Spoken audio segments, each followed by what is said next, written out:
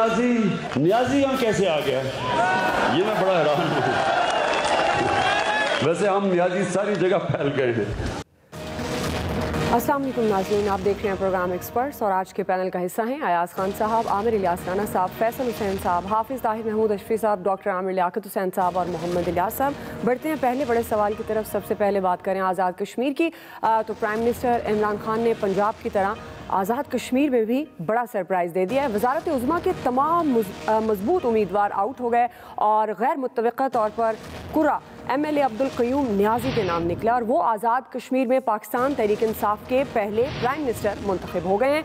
इससे पहले वज़ीर आज़म इमरान खान ने वज़ारत उज़्मा के लिए सरदार तनवीर इलियास, बैरिस्टर सुल्तान महमूद, ख्वाजा फारूक और अज़हर सादिक समेत कई रहनुमाओं के इंटरव्यूज़ किए। ताहम काफ़ी गौर ख़ौस और पार्टी की सीनियर क़यादत से मुशावरत के बाद अब्दुल क़य्यूम नियाज़ी को वज़ारत उज़्मा के लिए नामज़द कर लिया गया है। आज वो कानून साज असम्बली से 33 वोट लेकर कामयाब रहे, जबकि मद्दे मुकाबल ऑपोजिशन के मुश्तरका उम्मीदवार चौधरी लतीफ़ अकबर 15 वोट हासिल कर सके हैं। नौमुंतखब वज़ीर आज़म 2 साल पहले मुस्लिम कॉन्फ्रेंस छोड़कर PTI में शामिल हुए थे। इन्होंने जनरल इलेक्शन में हल्का LA18 पूंछ 1 से इलेक्शन लड़ा था और PMLN के चौधरी यासीन को 9000 वोटों से शिकस्त दी थी। इत्तलात के मुताबिक अब्दुल क़य्यूम नियाज़ी की नामजदगी पर PTI आज़ाद कश्मीर के चंद सीनियर रहनुमाओं ने ढके छुपे अल्फाज में नाराज़गी का भी इजहार किया है। इसी मुनासबत से पहला बड़ा सवाल है एक्सपर्ट्स के लिए। आमिर इलियास राना साहब, मैं आपसे आगाज़ करूँ। अब चूँकि वज़ीर आज़म का इंतखाब हो चुका, एक आज़ाद कश्मीर में ताकतवर उम्मीदवार के होते हुए आपके ख्याल में क्या वो नए वज़ीर आज़म को कबूल करेंगे? ताकतवर उम्मीदवार, ये बड़ी अच्छी बात है कि बज़ाहिर हमें वो बड़े ताकतवर नज़र आते थे। देखें, बिलावल जरदारी अगर भुट्टो हो सकते हैं तो सरदार अब्दुल क़य्यूम मुग़ल नियाज़ी भी हो सकते हैं। और वो स्टोरी आ चुकी भी है कि वो सरदार अब्दुल क़य्यूम मरहूम के दौर में, चूँकि ये उस वक्त से सियासत में ही हैं, ये सरदार अतीक के साथ वज़ीर भी थे, तो वो एक ही जैसा नाम था, तो उनसे कहा गया कि कुछ आगे पीछे चेंज करे, तो उन्होंने नियाज़ी कर लिया।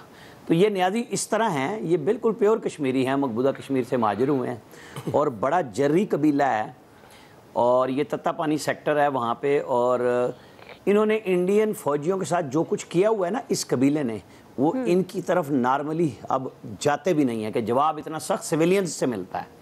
बाकी सब जगह पे घुसते हैं, इनके उन ख़ानदानों की तरफ वो नहीं जाते। और बिल्कुल जाहिर है कि ये 2015 में आ गए थे। तो ताकतवर इस तरह था कि जो बैरिस्टर सुल्तान महमूद, जिसने इनके गले में वो उसको क्या कहेंगे, वो पट्टा होता है, दुपट्टा, वो डाला था। जैसे डॉक्टर आमिर लियाकत PTI में गए, जिस तरह PTI के अंदर एक रिवाज है कि वो सबको उनका वो डालते हैं रिबन जो होता है PTI का अपना 3 कलर का, तो वो बैरिस्टर सुल्तान ने इन्हें डाला और आज वो भी देखते रह गए। और सरदार खान नियाज़ी तो वो जिसको मरियम नवाज़ से लेके और बिलावल साहब ATM कह रहे थे, वो भी देखते रह गए कि उनसे सारे खर्चे भी करा लिए और फिर वो खर्चे के बाद अब वो सीनियर वज़ीर शायद बन गए वहाँ पे। ज़ाहिर है नए आदमी आए हैं और आज़ाद कश्मीर में कई दफ़ा एक असम्बली में 2-2, 3-3 दफ़ा भी वज़ीर आज़म बन जाते हैं। लेकिन हमारे साकिब विर्क ने ये स्टोरी, पहले तो मैं करूँगा आसिफ रज़ा मीर जो हमारे वहाँ पे हैं, जिन्होंने ये स्टोरी सुबह ब्रेक की जब किसी के वहमो गुमान में भी नहीं था कि वज़ीर आज़म कौन आ रहा है, और फिर साकिब विर्क ने दी कि ये इस्तिखारे का नतीजा है। अब वो बनी गाला से इस्तिखारा है, कहाँ से है, जैसे उस्मान बुज़दार भी एक इस्तिखारे का नतीजा है। वहाँ पे भी 5-6 उम्मीदवार थे। इसी तरह KP में भी आतिफ खान और परवेज़ खट्टक को सामने ला के तो महमूद खान को CM बना दिया गया था। जैसे किसी ज़माने में चौधरी निसार अली खान और परवेज़ इलाही, वो चौधरी निसार भी हर दफ़ा पंजाब से जीतते थे, असम्बली के मेंबर होते थे, और कभी शहबाज शरीफ और कभी गुलाम हैदर वहीं वज़ीर आला बन जाते थे। ये हुक्मरानों की चॉइसेस होती हैं कि एक ऐसा आदमी लगाएं जो आँख ना निकाल सके और दिखा ना सके। जैसे परवेज़ खट्टक के आखिरी जो 2 साल थे CM KP के तौर पर, वो इमरान खान साहब के लिए खासे परेशान कुन थे कि वो नज़र आते थे कि वो CM बनना चाह रहे हैं। तो फिर उनको वो वजारत दी कि वो सिर्फ वजारत और झंडा ही लहरा सकते हैं, बाकी वो किसी मीटिंग में और कहीं पे नहीं होते। तो कोई कमज़ोर और कोई ताकतवर की बात ना करें, जिसके हाथ में ताकत है वो उसने अपना फैसला दिखाया, और जिनकी ताकत नहीं यूज़ हो सकी वो कुछ महीने बाद दिखाएंगे। सही जी। हाफिज़ ताहिर साहब, आज़ाद कश्मीर में नए वज़ीर आज़म का इंतखाब हो चुका है, किस तरह से आप देख रहे हैं वहाँ सियासत किस तरफ जाती हुई नज़र आ रही है आपको? बिस्मिल्लाहिर्रहमानिर्रहीम, नहमदुहु व नुसल्ली व नुसल्लिमु अला रसूलिहिल करीम। गुजारिश ये है कि सियासत तो वाज़े हो गई, PTI वहाँ भरपूर इलेक्शन में जीत गई, उसके बाद वजीर आजम का फैसला करना था। वो वजीर आजम साहब ने ये जितनी बातें कर रहे थे और जो जो कुछ कह रहे थे अपोजिशन के कुछ रहनुमा और कुछ हमारे सहाफ़ी दोस्त भी, उन सबको हैरान भी किया है, परेशान भी किया है कि एक ऐसा शख्स जिसके बारे में सबकी राय ये है कि एक नेक साले आदमी है और ज़बरदस्त कश्मीरी है, और फिर उसके बाद ये है कि उसकी कोई सिफारिश नहीं थी, ज़ाती तौर पे खान साहब उसे जानते नहीं थे। इससे भी पता चलता है ना, ये नहीं है कि ताल्लुक करो हो या कोई बड़ी सिफारिश हो या कोई बड़ा। तो देखा जिन लोगों के इंटरव्यू किए खान साहब ने और मशवरे में, मैं समझता हूँ कि बिल्कुल उन्होंने उन सारे जो माहिर नजूम थे उनको तो परेशान कर दिया है। अभी मेरे भाईजान ने बड़ा कहा कि आगे 2-3 महीने, ये हम इधर भी सुनते आ रहे हैं, 3 साल गुजर गए हैं, कभी अभी तब्दीली आ जाएगी, अभी आ जाएगा। अभी वो जब नजीर चौहान साहब बड़े एक्टिव थे ना, तो सब कह रहे थे देखें 15 दिन बाद क्या बनता है, 20 दिन बाद क्या बनता है। तरीन साहब का ग्रुप उल्टा देगा, अभी पंजाब उलट जाएगा, अभी मरकज उलट जाएगा। ख्वाहिशात और खबर और हकीकत, इसमें फर्क होती है ना, ख्वाहिशात पर बनी खबरों। एक अच्छा फैसला है, एक वर्कर और टाइप आदमी, सरमायादार और बाकी सारे जिनके बारे में बातें की जा रही थी, अगर उन साहब को ले आते फिर कहना था कि देखें जी पैसा चल गया, और अगर सुल्तान साहब को ले आते फिर कहना था जी ये तो जनाब अपना देखें अभी आए थे, ऐसा हुआ था। तो एक ग्राउंड रियलिटी ये है कि एक कश्मीरियों में से वो आदमी जो हर किसी को अवेलेबल है, वर्कर टाइप आदमी है, मेहनती आदमी है, तजर्बाकार है, उसको वजीर आजम बनाया गया है। और वजीर आजम का ये फैसला जो है लोगों के लिए हैरान कुन इसलिए है कि वो सारे जो बड़के लगा रहे थे, इल्जाम तराशियां कर रहे थे, उनको एक ही छोटी सी बात से सबको जवाब दे दिया गया है।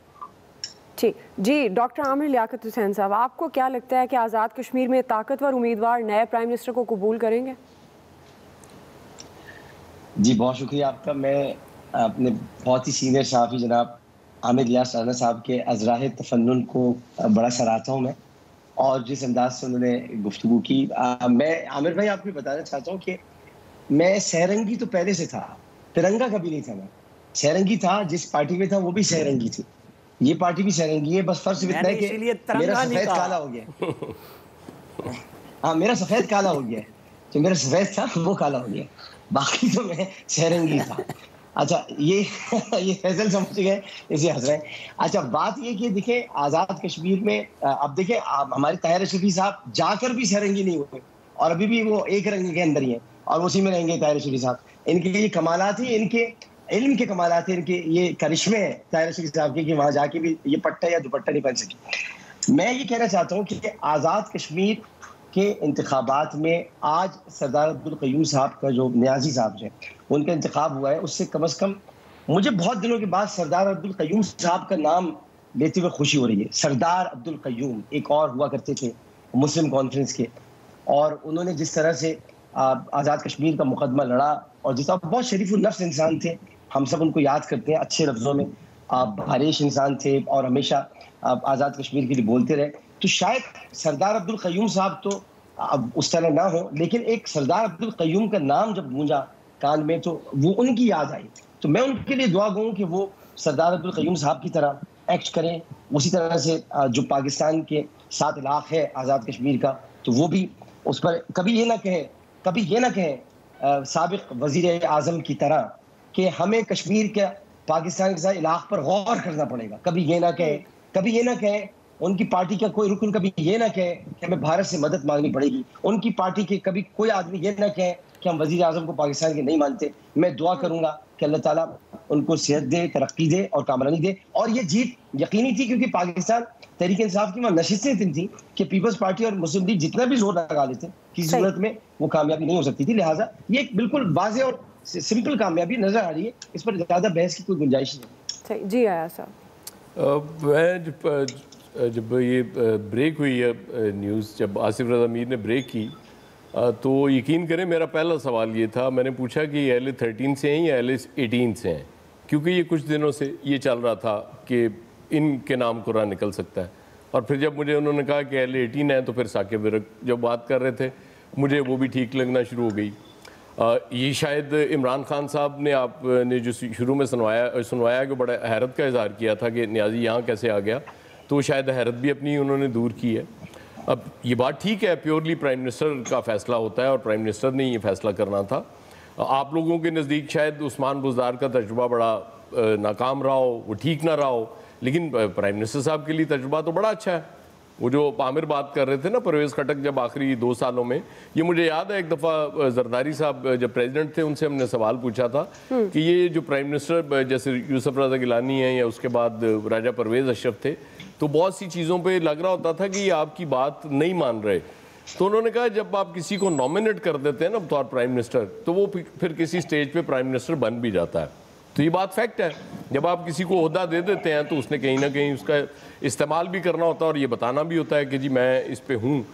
लेकिन यकीनन इमरान खान साहब ने ये फैसला इसलिए किया होगा कि वो आराम से समझते होंगे कि मेरी बात वो मान लिया करेंगे। मुमासलत इस हवाले से ज़रूर उस्मान बुज़दार साहब भी थोड़ा अर्सा पहले ही PTI में आए थे और वो तो ख़ुद भी हैरत का इजहार करते थे, इन्होंने नहीं किया। जब वो चीफ मिनिस्टर बने थे तो वो तो कहते थे कि मैं जब हल्फ उठाने आया था तो मैं लोगों से पूछ रहा था यार को पता ही चल जाए चीफ मिनिस्टर किसको बनाया जा रहा है तो चलो बंदा उसको मुबारक ही दे देता है। इनकी बहरहाल वो हालत नहीं है। ये इसका मतलब है कि ये अच्छे प्राइम मिनिस्टर के तौर पे काम करेंगे, मुझे लग रहा है इनका हवाले से। लेकिन जाते जाते मुझे लगता है कि अब न्याजी हो जाना चाहिए, न्याजी होने में बड़े फ़ायदे हैं, ताकि कोई आपको डेजिग्नेशन मिले, कल को कुछ माहौल बन जाए ताकि। फैसल हुसैन साहब, देखिए फैसला अच्छा हुआ या बुरा हुआ ये तो कुछ महीनों बाद ही जो है मालूम चल सकेगा। लेकिन बहरहाल ये तो इमरान खान साहब का एक इख्तियार था, वज़ीर आज़म की हैसियत से ना सही लेकिन पार्टी के सरबराह की हैसियत से वो जिसको भी जो है वो मुनासिब समझे इस औहदे पर जो है वो बिठाए। हमारे यहाँ तो कोई मेरिट का तो इशू नहीं है। अगर मेरिट की अगर फैसले हो रहे होते तो हमारे डॉक्टर आमिर लियाकत साहब बैठे हुए जो तहरीक इंसाफ के मुंतखब लोग हैं उनमें इनसे ज़्यादा तो मजहबी मामला को कोई नहीं समझता होगा ना, तो क्यों इनको अगर मेरिट पे फैसले हो रहे होते तो क्यों इनको जो है वजीर नहीं बना दिया जाता।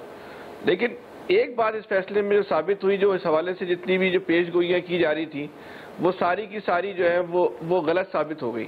और ये जो कहा जा रहा था कि वो ATM मशीन, एक नई ATM मशीन आ गई है, वो ATM मशीन वज़ीर आज़म बनेगी और पुराने लोग नए दोबारा से आ गए वो वज़ीर आज़म बनेंगे। इमरान खान ने ये बहरहाल जो है एक सरप्राइज ज़रूर जो है दिया है। कम से कम जो है वो 2 दिन पहले इस्लामाबाद के एक साफ़ी के ट्वीट जो आया एक बहुत ही मुबम था, उससे पहले किसी किस्म के जो है वो इनके नाम पर कोई से कोई जो है राय या गुमान या ये बात सामने नहीं आएगी, ये भी जो है उम्मीदवार बन सकते हैं। इस हद तक तो इमरान खान ने जो है वो सरप्राइज दिया है। तो इमरान खान कहा कि तो हमें इनको बहरहाल अभी इनकी कारकर्दगी के हवाले से जो है ना इनको कम से कम हमें कोशिश करनी चाहिए कि बुज़दार से और दीगर लोगों से ना बुलाएं और एक अच्छे गुमान का मुजाहरा करें कि ये वहाँ पे एक अच्छी कारकर्दगी दिखाएंगे और लोगों के जो है मसाइल हल करेंगे। और क्योंकि वो एक जोग्राफी एतबार से भी और दाखिली एतबार से भी जो है वो बहुत हसास नौइयत का जो है वो खित्ता है जहाँ के वो वज़ीर आज़म बने। तो हमें अभी किसी किस्म के गुमान का बदगुमानी का मुजाहरा नहीं करना चाहिए और यही ख्वाहिश करनी चाहिए और यही उम्मीद करनी चाहिए कि एक अच्छे वज़ीर आज़म साबित होंगे अवाम के एतबार से।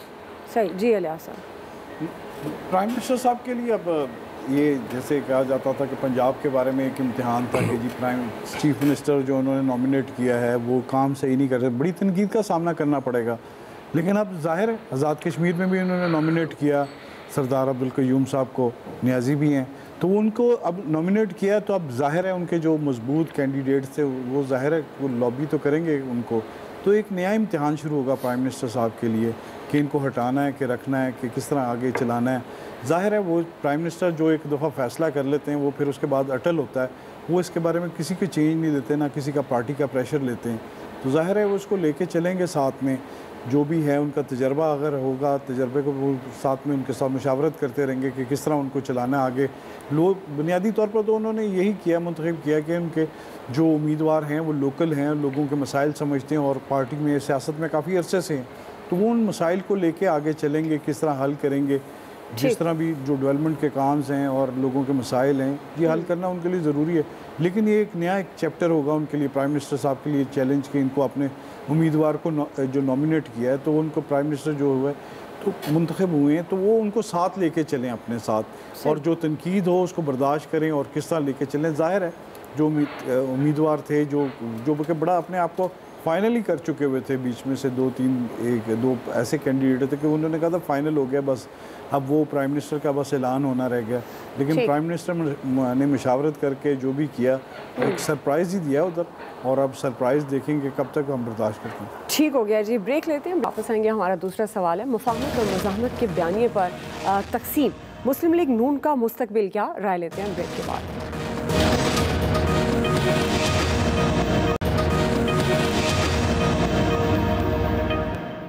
जो मैंने कहा था नून और शीन जो है वो काम पड़ गया और अल्टीमेटली शहबाज शरीफ ने मफाहमत की तरफ बढ़ना है और पीपल्स पार्टी और नून लीग जो बड़े चीखते और चिल्लाते थे अपनी असल जगह पे आ गए कि पाकिस्तान की सियासत में एक नई रीजनल पॉलिटिक्स आने लगी है। हमारी सोच से बड़ी सियासत पाकिस्तान में होने जा रही है जो कि इमरान खान खेलेगा और करेगा। आप लोगों को ये समझ ही नहीं है, सिर्फ मीडिया ये 40 कैमरे जो हैं इन कैमरों के लिए सियासत कर रहे हैं, कहीं नहीं जा रहा इमरान खान। और आप जैसी नालायक अपोजिशन में तो मुझे यकीन होता जा रहा है कि अगले 5 साल भी वो लगा लेगा। पहले अपना घर ठीक करो, मुल्क का अपने खाक ठीक करना है। दोनों पार्टियों के घरों में मफाहमत और मज़ाहमत की लड़ाइयाँ जारी हैं। शहबाज शरीफ रास्ता बना रहा है कि नवाज शरीफ को इलेक्शन के दिनों में सीधा जेल ना जाना पड़े, उसको सीधा जेल जाना है इलेक्शन के दिनों में अगर आसना है। और शहबाज शरीफ वही स्ट्रेटजी अपनाने की कोशिश कर रहा है जो उसने सऊदी अरब से नवाज शरीफ को लाने के लिए की थी।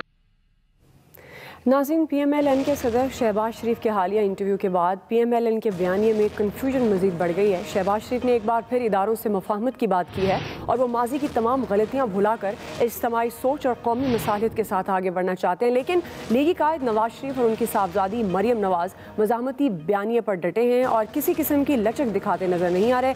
बयानिए में तजाद के बाद लीगी रहनुमा और पार्टी कारकुनों की परेशानी में इजाफा देखने में आ रहा है और ये सवाल उठाया जा रहा है कि आखिर पार्टी का बयानिया है क्या। इस हवाले से सीनियर रहनुमाओं की जानिब से मुख्तलिफ वजाहतें भी पेश की जा रही हैं। यहाँ ये बात गौरतलब है कि शहबाज शरीफ PMLN के सदर हैं। नवाज शरीफ और सीनियर पार्टी क़यादत की मर्जी से उन्हें ये ओहदा दिया गया, लेकिन अब लीगी क़यादत बतौर करने के लिए तैयार नजर नहीं आ रही। यही वजह है कि उनके मुफाहमती बयानात के बाद फौरी तौर पर लीगी क़यादत की वजाहतें शुरू हो जाती हैं। इसी हवाले से हमारा सवाल है, अयाज साहब मैं आपसे आगाज़ करूँ। अब ये मुफाहमत और मज़ाहमत के बयानिया पर पहले भी एक दफ़ा शोर उठा था, अब एक बार फिर लग रहा है कि PMLN में तकसीम है, तो PMLN का सियासी फ्यूचर नज़र क्या आ रहा है आपको? देखिए, ये तस्लीम करें ना करें ये मौजूद है, ये डिवाइड पहले दिन से है, जब से मरियम नवाज साहबा ने पार्टी की क़यादत उस तरह से संभाली। ज़ाहिर है एक चीज़ तो सीधी है, नवाज शरीफ साहब का वोट बैंक मुंतकिल हुआ है मरियम नवाज को, वो शहबाज शरीफ साहब को नहीं मुंतकिल हुआ। लेकिन शहबाज शरीफ साहब चूँकि पहले ही शुरू से मुफाहमत पे यकीन रखते हैं और उनके जो करीबी साथी हैं वो भी ये समझते हैं कि पार्टी का बेड़ागर्क करने में मरियम नवाज साहबा का बड़ा हाथ है। ये तो वो जब उनसे आप पब्लिकली तो बात नहीं करेंगे, लेकिन प्राइवेटली जब भी आप बात करते हैं वो इस चीज़ को तस्लीम करते हैं। अब सवाल ये है कि PMLN के जो लोग हैं उनकी अक्सरियत किसके साथ है। अक्सरियत मरियम नवाज साहबा के साथ है तो फिर तो ज़ाहिर है मज़ाहमत का बयानिया ही चलेगा। फिर शहबाज शरीफ साहब को शायद पीछे हटना पड़े, वो फ्रंट फुट पे नहीं रह सकेंगे। अगर शहबाज शरीफ साहब के पास अक्सरियत है, जो मुझे नहीं लगता, मुझे लगता है कि मरियम नवाज साहबा के साथ अक्सरियती लोग मौजूद हैं, तो इस हवाले से तो ये तकसीम होने के बावजूद अल्टीमेटली पार्टी पे जो गिरफ्त मजबूत होनी है वो मरियम नवाज की होनी है, शहबाज शरीफ साहब की नहीं होनी। गवर्नमेंट भी आप देखें ना, इसीलिए शहबाज शरीफ के हवाले से नरम गोशा रखती है। वो समझते हैं कि शहबाज शरीफ साहब से बात की जा सकती है और चीज़ें बेहतर की जा सकती है। अब अगर मैंडेट नहीं मिलता नवाज शरीफ से शहबाज शरीफ को तो फिर वो कुछ नहीं कर सकेंगे, क्योंकि उन्हें ये बात फैक्ट है कि उन्हें माजी में भी 2 बार प्राइम मिनिस्टर बनने की भी ऑफर हुई थी, एक दफ़ा मुशर्रफ साहब ने भी की थी, लेकिन शहबाज शरीफ साहब को ये पता है वोट बैंक बड़े भाई का है, अगर मैंने इस तरह का काम किया तो उसके बाद कुछ हाथ नहीं आएगा। इसलिए ये, लेकिन इस स्टेज पे पहले ये इस तरह इतनी मुश्किल नहीं थी पार्टी के लिए। अब मुझे लगता है कि इसको जल्दी सॉल्व कर लेना चाहिए, वरना मुश्किलात बढ़ेंगी पार्टी। जी, डॉक्टर आमिर लियाकत हुसैन साहब। देखिए, मैं इस सिलसिले में ये मौक़िफ़ रखता हूँ कि एक तो शेख रशीद साहब को थोड़ा अपना अंदाज़े गुफ्तगू बेहतर करना चाहिए। वो ये कर रहा है, वो ये कह रहा है, वो ये जा रहा है, मुझे अच्छा नहीं लगता। हम अगर थोड़ा सा सियासत में मुखालफत ज़रूर होती है, लेकिन हम ये कह दें शहबाज शरीफ ये कर रहे हैं या वो ये करना चाहते हैं, तो एक अदब का पहलू आ जाता है और एक अच्छी बात होती है। इसमें आपको नहीं पता कि आने वाले दिनों में किससे मुलाकात करनी हो, किससे मुज़ाकरात करने हो, किससे मुकालमा करना हो, ये हमें पता नहीं होता, लेकिन बाद में हमें पता चल जाता है। लेकिन जहाँ तक आपके सवाल का ताल्लुक है, और अयाज खान साहब बहुत सीनियर हैं, हमारे असातिज़ा में से हैं, और ज़ाहिर है कि खबर बनाते हैं, वो खबर उनके पास होती है। जिस अंदाज से उन्होंने बयान किया, मैं उससे बिल्कुल कुल्ली इत्तेफाक करता हूँ। देखिए, अब ये एक मुख्तलिफ किस्म की मौक़िफ़ है। अब मरियम नवाज़ साहिबा का बिल्कुल अलग मौक़िफ़ है, शायद ये उनके वालिद का मौक़िफ़ है जो कि मरियम नवाज़ साहिबा अपनाती हैं। शहबाज शरीफ साहब आज से नहीं बल्कि शुरू से ही एक दरमियानी रास्ता इख्तियार रखने वाले आदमी हैं। और ये जो शीन वीन का जिक्र हो रहा था, ये शायद खाखान अब्बासी की तरफ इशारा था, ये शहबाज शरीफ की तरफ नहीं था। मैं आज भी आपसे कह दूंगा और मैं कहूँगा कि नून से शीन अलग नहीं होगी, ये वाली शीन अलग नहीं होगी। शायद खाखान अब्बासी अलग हो जाए, लेकिन ये वाला शीन अलग नहीं होगा। ये मैं आपको बता दूं, मैं बड़े इत्मीनान के साथ ये बात कर रहा हूँ, बहुत यकीन के साथ कि ये होना अलग बड़ा मुश्किल है। क्योंकि मुझे ये अच्छी तरह याद है, 1 मिनट बस मैं लूँगा, कि मैं जब नवाज शरीफ साहब से मिला था और नवाज शरीफ साहब जब मुझे अपनी पार्टी में लेना चाह रहे थे और मुझसे 2 मरतबा उन्होंने मुलाकात की थी, तो उस दौरान शहबाज शरीफ साहब भी बैठे थे और उन्होंने ये बताया था कि आपके वालिद से मुझे बड़ी अकीदत और मोहब्बत थी, और ये जो शहबाज शरीफ है ये अब्बा जी के बाद मुझसे इसी तरह मोहब्बत करते हैं जैसे अब्बा जी से करते हैं। तो यानी इसका मतलब है कि वो बाप और भाई का रिश्ता नहीं, बल्कि बाप और बेटे वाला रिश्ता एक है। तो ये मुखालफत तो कर सकते हैं, लेकिन कभी नवाज शरीफ को छोड़ेंगे नहीं, ये मैं आपको बता सकते। सही जी। फैसल हुसैन साहब, अच्छा, मैं शेख रशीद साहब की इस एक बात से, तो जो आमिर साहब बोल रहे हैं उनका लहजा तो बहरहाल सही नहीं होता, लेकिन उनकी मैं इस बात से ज़रूर जो है ना इत्तेफाक करूँगा कि ये अपोजिशन जो है वो इंतहाई नालायक है। अच्छा, अपोजिशन तो नालायक है ही है, उसके हक में बोलने वाले उससे ज़्यादा जो है ना वो नालायक है। ये भी वक्त ने जो है ना वो साबित किया। देखिए, एक बात पाकिस्तान की सियासत को अगर आप ज़मीनी हकायक पर रहते हुए समझें, तो जो शहबाज शरीफ साहब का फार्मूला है, वही फार्मूला जो है वो मरियम नवाज साहिबा को जो है ना वो वजारत उज़्मा की कुर्सी तक जो है लेके जा सकता है। पाकिस्तान की सियासत का, इसको एक अलमिया कह लें, इसको या आप कोई भी नाम ले लें, कि पाकिस्तान की सियासत में इंतखाबात की जो मुहिम होती है वो मुहिम एक अलग होती है और इंतखाबी नताइज जो है वो बड़े मुख्तलिफ होते हैं। ये हमें जो है आज़ाद कश्मीर के इलेक्शन ने भी जो है वो साबित हुआ। लेकिन इसमें तो कोई डिबेट नहीं है कि मरियम नवाज साहिबा की जो फॉलोइंग है वो बहुत ज़्यादा है, लेकिन वो फॉलोइंग जो है और अवाम में जो उनकी मकबूलियत है वो उनको इक़्तिदार तक नहीं लेके जा पा रही, वो उनको इलेक्शन नहीं जितवा पा रही। उस मकबूलियत में जो है, उस बयानिए में जो है, उनके मुकद्दर में जो है वो शिकस्ती लिखी हुई है। जो मुस्लिम लीग नून के मजबूत गढ़ है, वहाँ भी वो जो है वो तवातुर के साथ जो है वो हार रही है। पाकिस्तान की सियासत में ज़मीनी हकाइक में अगर उनको वज़ारत उस्मत का जाना है तो अपने चचा का दिया हुआ जो है वो रास्ता ही जो है वो इख्तियार करना पड़ेगा। अच्छा, फिर नवाज शरीफ साहब और मरियम साहिबा का जो बयानिया है वो उनके अमल से मुताबिकत नहीं रखता। आप कई एकड़ के महलों में रहते हैं, आप आप लंदन में एक लग्जरी लाइफ गुजार रहे हैं, और पाकिस्तान में आप इंकलाब की बातें कर रहे हैं। कौन सा इंकलाब, कैसा इंकलाब? इंकलाब का जो लीडर होता है वो खाली पेट जो इंकलाब की जद्दोजहद करता है, इस तरह नहीं करता। महलों में रह के दुनिया में कोई इंकलाब लीडर लेकर नहीं आया जिसने महलों में बैठ के सियासत की हो। तो आप इंकलाब को छोड़े, पाकिस्तान की इंतखाबी सियासत करें, आप कामयाब हो जाएंगे। सही जी। आमिर साहब, बड़े बड़े शायद दिमागों ने बात की है, और शेख रशीद आपसे ज़्यादा बड़ा कोई नहीं रहेगा। अब उन्होंने, अरे भाई मैं शेख रशीद की बात कर रहा हूँ, आपने अपने आप को शायद दिमाग कहाँ से समझ लिया? कमाल हो गई है यार। नहीं, मैं आपकी कह रहा हूँ। बात इतनी है कि मैं आपकी कह रहा हूँ कि मैंने बात शेख रशीद की है, आप शक में ना आए किसी किस्म के। जी जी, आपकी हमें बिल्कुल पता है जी, जहनी तौर पे आप पिच पे खेलते हैं, आपने कराची में जो कुछ किया है अपने साथ वो हमें समझ आ रहा है। अच्छा जी, बात यह है कि शेख रशीद साहब ने एक तरफ तो कहा कि ये रास्ता नहीं निकलता और शहबाज शरीफ ये है, और साथ ही वो शहबाज शरीफ को कामयाब करार दे रहे हैं कि वो नवाज शरीफ को जेल से बचाने के लिए इलेक्शन से पहले काम कर लेंगे। तो उनको ये भी अंदाज़ा है कि वो जिस मंतके में रहते हैं, चूँकि एक बंदा टेंशन का शिकार हो ना जो 24 घंटे, जिसका घर ना हो वो शेख रशीद जैसा आदमी होता है, जिसको फिर डॉक्टर साहब ने कहा कि उसकी ज़ुबान, इसी ज़ुबान पे वो कलाशनकोफ के मुकदमे में, जो कि जाली मुकदमा था, गया। क्योंकि जब आप बदजुबानी करते हैं तो वो हर तरह के लिहाज से पार हो जाती है। और ये शायद इनकी कामयाबी का राज भी यही है कि जहाँ मर्जी चले जाएं। ये इमरान खान को क्या कहते थे टेलीविज़न टॉक शो में, क्या कहते थे, तुम टांगे की सवारी नहीं हो, फलानी नहीं हो। ये सारी आज की तो नहीं है ना, वो कह रहे थे कि जी चपड़ासी नहीं रखूँगा, लेकिन वो वज़ीर दाखिला हैं उनके, तो वो गुफ्तगू कर रहे थे और उनकी आज की प्रेस कॉन्फ्रेंस तजादात से भरी हुई थी। अब आप आ जाएँ कि जी नून के लिए सारे परेशान हैं। मरियम नवाज़ ने एक फ़िक्रे में बात कह दी थी कि मुज़ाहिमत से ही मुफाहिमत का रास्ता निकलता है, और रास्ते निकले हैं। शहबाज शरीफ और हमजा शहबाज बाहर आके बैठे हुए हैं।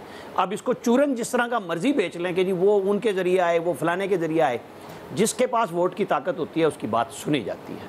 रिजल्ट्स को आप देखते जाएं और आगे भी देखते जाएंगे, लेकिन काम यूं ही होता है। इदारों के ख़िलाफ़ कोई नहीं जा रहा, गुफ्तगू हो रही है, गुफ्तगू होती जाएगी, और इसी तरह इलेक्शन का वक्त आ जाएगा। जब वक्त आएगा तो इलेक्शन के वक्त हर चीज़ बिल्कुल नई नज़र आ रही होती है। 2013 के इलेक्शन में क्या नज़र आ रहा था, क्या हुआ, 2018 के इलेक्शन में क्या नज़र आ रहा था, क्या हुआ। जब इलेक्शन होंगे आम इंतखाबात, तो फिर हम देखेंगे कि उस वक्त सवारियां कौन कौन सी बदलेंगी, किसका कौन सा गेट बदला जाएगा, कौन कहाँ पे खड़ा होगा। जी हाफिज ताहिर साहब, आपके ख्याल में PMLN का फ्यूचर क्या है? 2018 में के बयानिया पर तकसीम नजर आती है। वैसे बयानिया क्या है, कोई आपको पता है बयानिया क्या है? बयानिया एक ही है कि हमारी बारी, और अगर अभी नहीं तो कब, बस बारी का बताएं। और कोई बयानिया, पाकिस्तान की सियासत में एक बयानिया लेकर आए इमरान खान साहब, जो उन्होंने कहा कि भाई एहतसाब, वो इतनी मेहनत स्ट्रगल करने के बाद अभी तक जो है अपनी मंजिल पे नहीं पहुंच सके। जो कुछ रास्ते में आ रहा है सबको पता है। बाकी यहाँ बयानिया इक़्तिदार का बयानिया है। आज कहीं से अगर गारंटी मिल जाए जहाँ से वो गारंटी लेना चाहते हैं, और गारंटी देने वाले कहते हैं हमने मुदाखलत नहीं करनी, हम तो जो भी आएगा उसके साथ होंगे। आज गारंटी मिल जाए तो आज बयानिया बदल जाएगा। जिस वक्त लोग बड़ा अमीर अजीमत बना रहे थे हमारे एक जमात के बुजुर्गों को कि जी आप देखें होता क्या है, और दूसरी तरफ देखिए जी, तो मैंने उस वक्त भी ये कहा था कि सिर्फ बात इतनी है कि बारी दो, और जिनके पास जा रहे हैं वो कहते हैं बारी वारी कोई नहीं, जो आएगा हम उसके साथ है, हमने मुदाखलत नहीं करनी है। यही मसला है, कोई बयानिया नहीं है यहाँ। एक ही बयानिया है कि ये बारी कब आएगी, इक़्तिदार कब मिलेगा, और अगर कोई एहतसाब थोड़ा बहुत हो रहा है तो इसको बंद करो। वो उस पे इमरान खान साहब तैयार नहीं है, एहतसाब बंद करने पे, जैसा भी है वो। और बाकी बयानिया इस मुल्क के अंदर की सियासत में एक बयानिया इमरान खान का था, वो उसकी बुनियाद पर आए, बाकी किसी का कोई बयानिया यहाँ नहीं। ठीक है जी इलियास साहब। देखिए शेख साहब ने हमेशा इसी तरह बयान देना होता है। शेख साहब के जब बयान आएंगे मीम शीन की बात करेंगे, और ताकि उनकी बात में वजन हो, लोगों को बताएंगे सारे मुल्क में इस तरह की बात करके, भी वो इसी तरह के मीम शीन के लहदगी की बात करते हैं। और ये आपसे नहीं कर रहे, पहले से कर रहे हैं। आप देख लें शहबाज शरीफ साहब एक मंजे हुए सियासतदान है, मुफाहमत की पॉलिसी अपनाई हुई है उन्होंने। इस वक्त तो खामोश है, मरियम नवाज साहिबा बोल रही हैं, लेकिन ये आप देखिएगा वक्त गुजरने के साथ फिर ये इकट्ठे होंगे।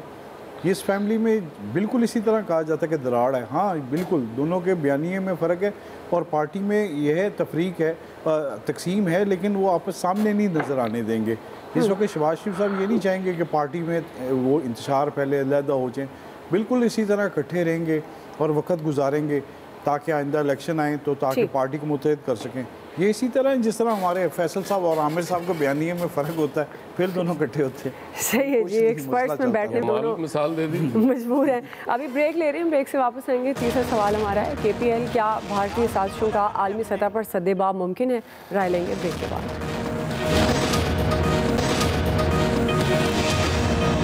मोदी को एक मुंह तोड़ जो है वो जवाब जाएगा।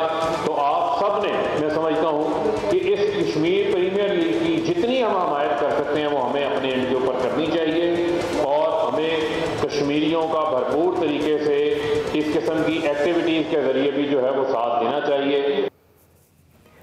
नाज़रीन, कश्मीर प्रीमियर लीग की अगर बात करें तो तमाम तर भारतीय साजिशें नाकाम हो गई हैं और KPL का शेड्यूल जारी कर दिया गया। KPL के ऐलान के बाद भारत शदीद बौखलाहट का शिकार है। पहले गैर मुल्की खिलाड़ियों और कमेंटेटर्स को KPL में शिरकत से रोकने की कोशिश की गई, ताहम नाकामी पर अब उन्हें ब्लैकमेल करना भी शुरू कर दिया गया है। ये खुसूसी सेगमेंट है हमारा, और जैसे जब भी हम खेल का सेगमेंट करते हैं तो हमारा स्पोर्ट्स से रिलेटेड एक्सपर्ट्स का पैनल हमें ज्वाइन करता है। जाहिद मकसूद साहब, सलीम खालिक साहब, मिर्ज़ा इकबाल बेग साहब इस पार्ट में हमारे साथ होंगे। मैं आप तीनों को खुशामदीद कहूँगी। जाहिद मकसूद साहब, मैं आपसे आगाज़ करूँगी। जब भी KPL की अब ये भारतीय साजिशों की अगर हम बात करें, आपके ख्याल में ये भारत KPL से, कश्मीर प्रीमियर लीग से इतना खौफजदा और बौखलाहट का शिकार क्यों है इसे? देखें दुआ, KPL जो है पहला एडिशन है सीज़न का, ये बेसिकली मई में होना था, लेकिन क्योंकि PSL का आधा हिस्सा आपको पता है डिले हो गया था कोविड की वजह से, इसलिए इनको डिले करना पड़ा मजबूरन, और इसकी ये डेट्स आ गई हैं कि अब ये 6 से 17 तक हो रहा है मुजफ्फराबाद में।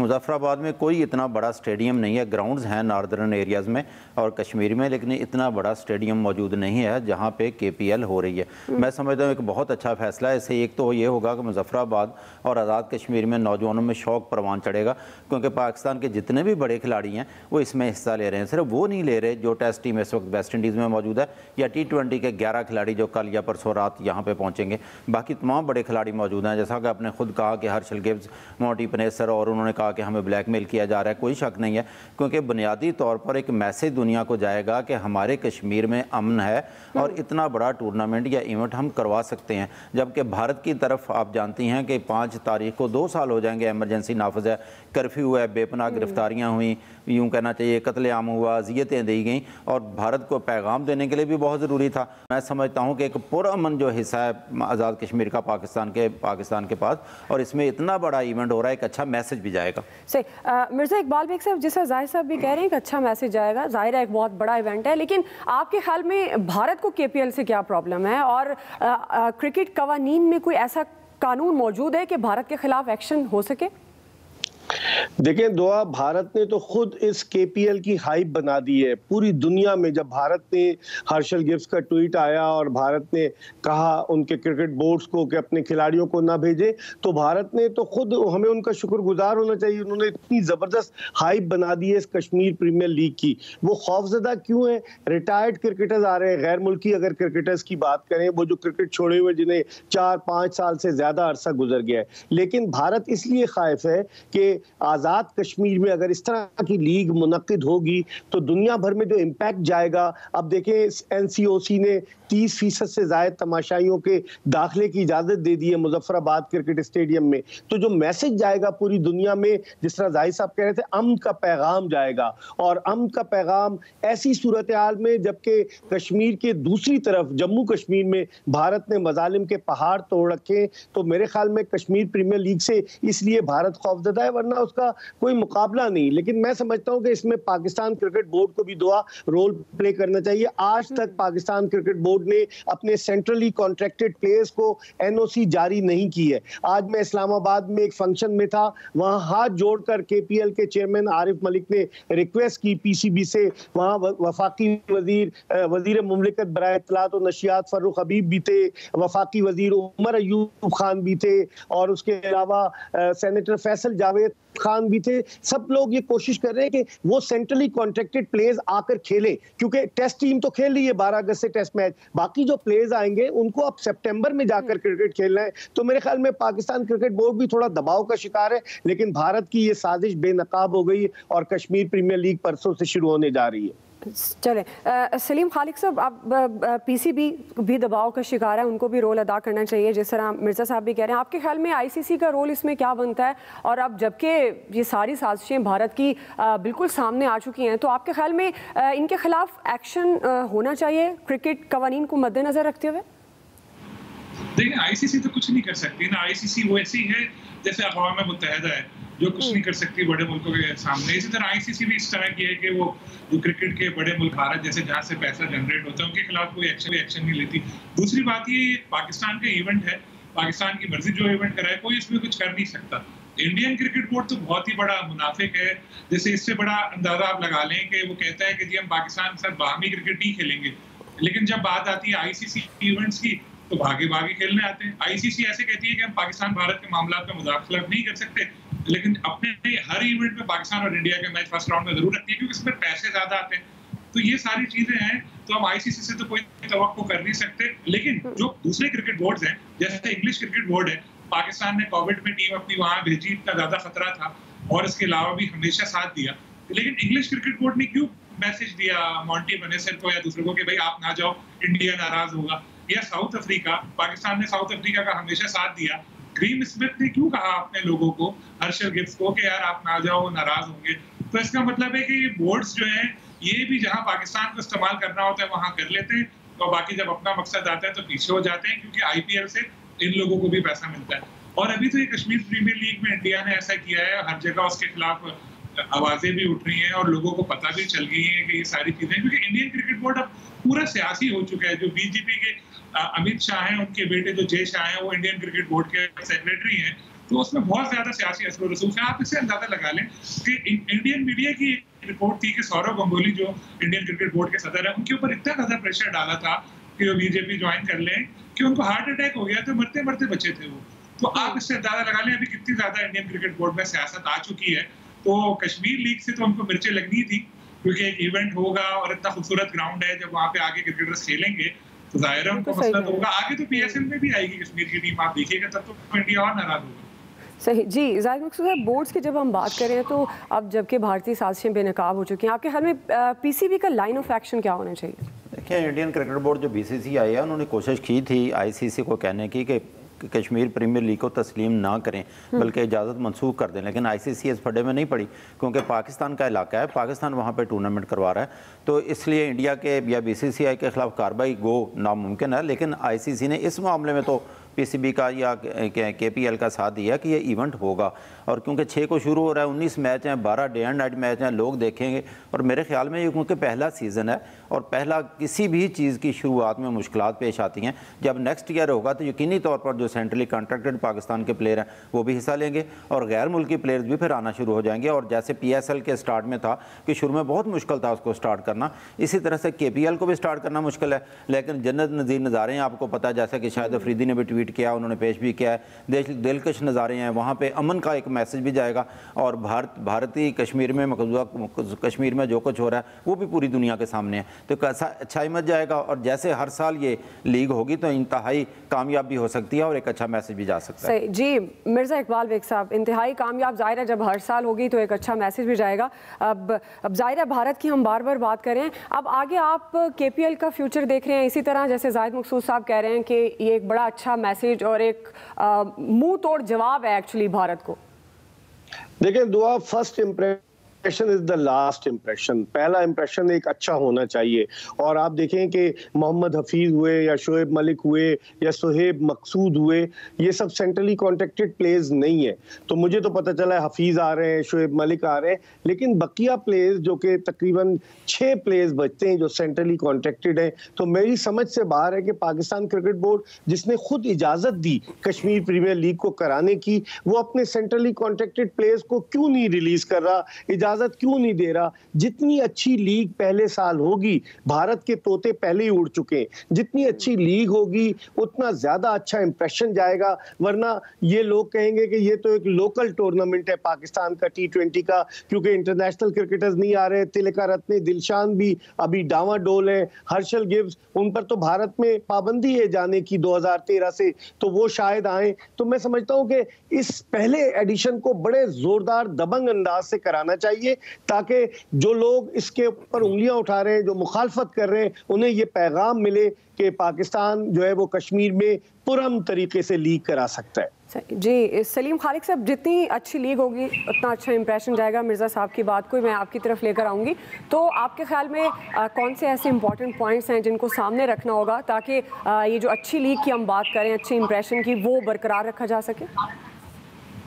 सबसे इम्पोर्टेंट बात तो ये कि प्लेयर्स सारे जितने हैं बड़े प्लेयर्स वो हिस्सा लें। लेकिन जैसे अभी डिस्कशन हो रहा है कि पाकिस्तान क्रिकेट बोर्ड ने तो अपने सेंट्रली कॉन्ट्रैक्टेड क्रिकेटर्स को रिलीज ही नहीं किया, जो बिल्कुल समझ से एक वालतर बात है, क्योंकि जब T20 वेस्ट इंडीज से सीरीज जो है वो खत्म हो गई और प्लेयर्स आने वाले हैं, तो अगर यहाँ पर खेल लेते तो एक अच्छा मैसेज जाता। अब ये लोग ये भी बोल रहे हैं कि एक तरफ पीसीबी कह रहा है कि जी इंडिया ने ऐसा कर दिया, इंडिया ने वैसे कर दिया, दूसरी तरफ पीसीबी ने खुद अपने प्लेयर्स को रोक दिया। कुछ पीसीबी भी जरा कंफ्यूज नजर आता है। वो जब देखता है कि हवा का रुख जा रहा है, अवामी जो है थोड़ा गुस्सा आ रहा है इस तरफ इंडिया की तरफ से, तो बयान वगैरह तो दे देता है, लेकिन बाद में अगर आप देखें कि वो खुद इस लीग को कामयाब बनाने के लिए कितनी कोशिशें कर रहा है, तो नजर नहीं आता इतना ज्यादा उसका किरदार। जैसे एक और इससे साथ ही मैं बताऊं, बलोचिस्तान में भी कोयटा में विमेन क्रिकेट टूर्नामेंट हुआ, पीसीबी में उसको बिल्कुल भी लिफ्ट नहीं कराया।